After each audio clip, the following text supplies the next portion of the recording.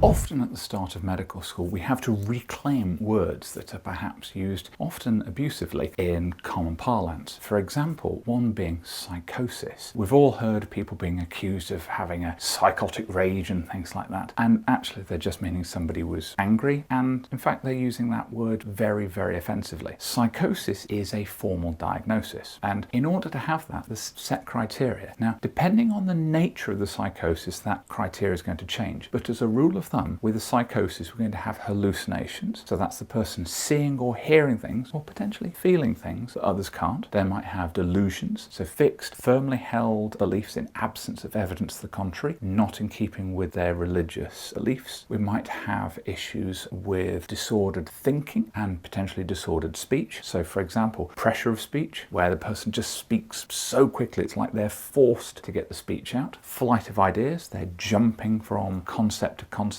or topic to topic with no clear association. Clang associations, where the person is changing topics almost based upon the sound of the words that they're using. We can also have issues with incoherence, so what they're saying just doesn't actually make sense. They're using words and nothing's happening. We can also have a negative side of it. Literally, we can have negative symptoms. So for example, anhedonia, the person doesn't experience joy or interest in things. We have asociality, where the person is withdrawing from their friends and engagement with others, parents, co-workers. They're just drawing into themselves. We can have negative effects in terms of their motivations. They just literally don't want to do anything. And all of these can come together to form that psychotic person, the person who literally has had a break from reality. And that's why the hallucinations, the thought disorders, and the delusions are core for that diagnosis of psychosis. Hopefully that's been useful for yourself in splitting the common parlance from the real medical term. Take care, and we'll see you in the next one. Cheerio.